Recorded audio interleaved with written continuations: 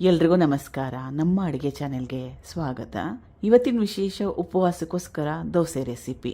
ನವರಾತ್ರಿ ಕೂಡ ಮಾಡ್ಕೊಂಡು ತಿನ್ಬೋದು. ನವರಾತ್ರಿಗೆ ಯಾರಾದರೂ ಉಪವಾಸ ಮಾಡಂಗಿದ್ರೆ ಮಾಡ್ಕೊಂಡು ತಿನ್ಬೋದು, ಅಥವಾ ಸಂಕಷ್ಟಿ ಅಥವಾ ನೀವು ಯಾವಾಗ ಉಪವಾಸ ಮಾಡ್ತೀರಾ ಆವಾಗ ಇದನ್ನು ಮಾಡ್ಕೊಂಡು ತಿನ್ಬೋದು. ಮಾಡೋದು ತುಂಬಾ ಸುಲಭ, ಕೇವಲ ಒಂದೇ ಪದಾರ್ಥ. ಇದು ರಾಜಗಿರ ಅಥವಾ ರಾಜಗಿರಿ ಅಂತ ಕರೀತಾರೆ. ಎಲ್ಲ ಅಂಗಡಿಗಳಲ್ಲೂ ಸುಲಭವಾಗಿ ಸಿಗುತ್ತೆ.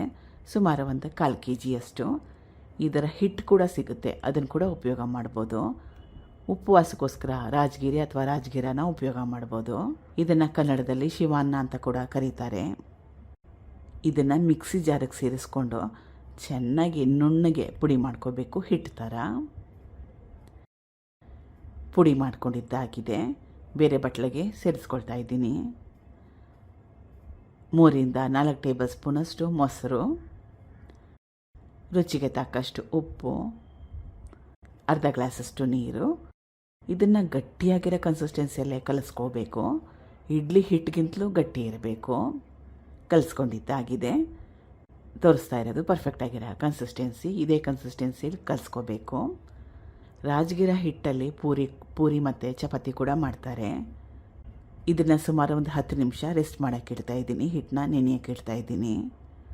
10 ನಿಮಿಷ ಆದಮೇಲೆ ಜಾಸ್ತಿ ಗಟ್ಟಿ ಏನು ಬಂದಿಲ್ಲ. ತೋರಿಸ್ತಾ ಇರೋದು ಪರ್ಫೆಕ್ಟಾಗಿರೋ ಕನ್ಸಿಸ್ಟೆನ್ಸಿ. ಹೆಂಚು ಕೂಡ ಕಾದಿದೆ. ಸ್ವಲ್ಪ ದಪ್ಪ ದೋಸೆ ಮಾಡಿಕೊಂಡ್ರೆ ಒಳ್ಳೆಯದು, ಕಿತ್ತೋಗಲ್ಲ. ಇದು ಮಾಡಿದ ತಕ್ಷಣ ಬಿಸಿ ಬಿಸಿ ಇದ್ದಾಗೆ ತಿಂದರೆ ಚೆನ್ನಾಗಿರುತ್ತೆ. ಇದ್ರ ಜೊತೆಗೆ ಕಡಲೆ ಬೀಜದ ಚಟ್ನಿ ಒಳ್ಳೆ ಕಾಂಬಿನೇಷನ್ನು. 2 ಕಡೆ ಚೆನ್ನಾಗಿ ಬೇಯಿಸ್ಕೋಬೇಕು. ತಣ್ಣಗಾದ್ಮೇಲೆ ತೀರಾನೇ ಜಾಸ್ತಿ ಮೃದುವಾದಂಗೆ ಆಗೋಗುತ್ತೆ. ಅದಕ್ಕೋಸ್ಕರವಾಗಿ ಹೇಳಿದ್ದು ಬಿಸಿ ಇದ್ದಾಗೇ ತಿಂದರೆ ಚೆನ್ನಾಗಿರುತ್ತೆ ಅಂತ.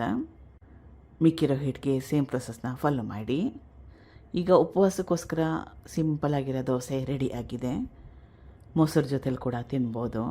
ಟ್ರೈ ಮಾಡಿ ನೋಡಿ ಒಂದು ಸಲ. Thank you for watching. ಧನ್ಯವಾದಗಳು.